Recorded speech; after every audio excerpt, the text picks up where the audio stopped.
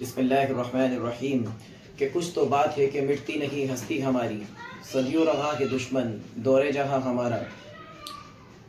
कुछ घटिया दिमाग और गंदी मानसिकता वाले लोगों द्वारा हमारे इस प्यारे मुल्क भारत में अशांति फैलाने की कोशिश की जा रही है और ये लगातार हो रहा है।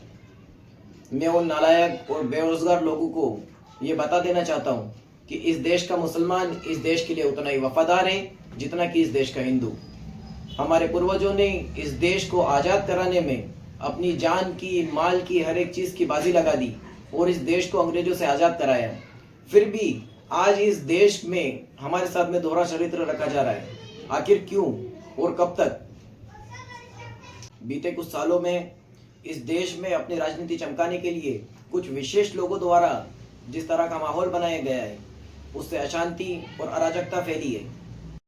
मुसलमानों के त्यौहार पर अब उनके बैनरों से भी तकलीफ होने लगी है। किसी भी मुसलमान को उठाकर जेल में डाल देना, उनके घरों को गिरा देना, कहीं भी उनकी मॉब लिंचिंग कर देना, ये सब आज का ट्रेंड में चल रहा है। और अब हद तो ये हो गई कि अभी यूपी के कानपुर से कुछ दिनों पहले न्यूज़ आई कि आई लव मोहम्मद के बैनर लगाने पर 25 लोगों के ऊपर एफआईआर कर दी गई। किसी की भावनाएं आहत हो गई। अब हम अगर हमारे पैगंबर मोहम्मद सल्लल्लाहु अलैहि वसल्लम का नाम लेते हैं, हम उनके पोस्टर लगाते हैं उनके नाम के, तो भी लोगों की भावनाएं आहत होने लग गई हैं। ये किस तरह की धार्मिक भावनाएं जो किसी और मजहब के पैगंबर का नाम लेने से भी आहत होने लगी है। कि मैं कह रहा हूँ कि आई लव मोहम्मद, मैं अपने पैगंबर मोहम्मद सल्लल्लाहु अलैहि वसल्लम से मोहब्बत करता हूँ, तो इसमें किसी धर्म विशेष की भावनाएं क्यों आहत हो रही है? क्या मैंने किसी धर्म के खिलाफ गाली दी? क्या मैंने किसी धर्म का अपमान किया? नहीं ना, तो फिर क्यों? आखिर इतना सा कह लेने से कि मैं अपने पैगंबर मोहम्मद सल्लल्लाहु अलैहि वसल्लम से मोहब्बत करता हूँ, क्यों तुम्हारी भावनाएं आहत हो रही है? जब इस देश का हिंदू राम का नाम बिना किसी हिचकिचाहट के, बिना किसी पाबंदी के, बिना किसी रोक टोक के ले सकता है, तो फिर मुसलमानों पर पाबंदियां क्यों? मुसलमान अपने पैगंबर मोहम्मद रसूलुल्लाह सल्लल्लाहु अलैहि वसल्लम का नाम क्यों नहीं ले सकता है? क्यों हमें? जब तक मेरे जिस्म के अंदर खून का एक भी कतरा बाकी है, मैं हक से कहूंगा और कहता रहूंगा कि हाँ, मैं मोहम्मद सल्लल्लाहु अलैहि वसल्लम का उम्मती हूँ, उनसे मोहब्बत करता हूँ और उनके नाम के ऊपर मेरी जान भी कुर्बान है। अब रोक सको तो रोक लो, और यह हक मुझे मेरे देश के संविधान ने दिया है। मुझे कोई रोक नहीं सकता है इस चीज से। ना तो मैं डरता हूं तुम्हारे जुल्म सितम से, ना जेल जाने से और ना ही मरने से।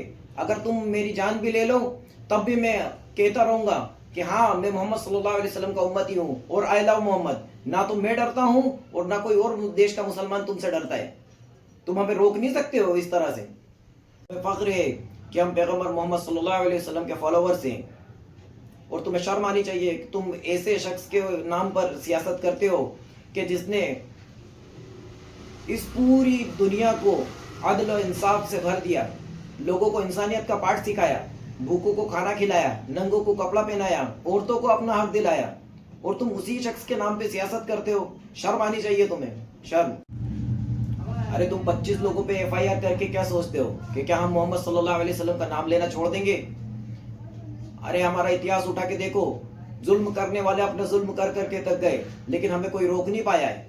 हम तब भी शान से अपने हुजूर सल्लल्लाहु अलैहि वसल्लम का और अल्लाह का नाम लेते थे और आज भी लेते हैं और हमेशा लेते रहेंगे। तुम जुल्म कर करके थक जाओगे, लेकिन हम अपने नबी का नाम लेना नहीं छोड़ेंगे। तुम चाहे जितने जुल्म सितम कर लो, चाहे हमारे सीनों को गोलियों से छलनी कर दो, लेकिन तुम हमें रोक नहीं सकते। तुम हमारी जान तो ले सकते हो, लेकिन तुम हमारी जबान से, हमारे दिल से अपने पैगंबर मोहम्मद सल्लल्लाहु अलैहि वसल्लम का नाम नहीं मिटा सकते और ना ही तुम उनका नाम लेने से रोक सकते हो।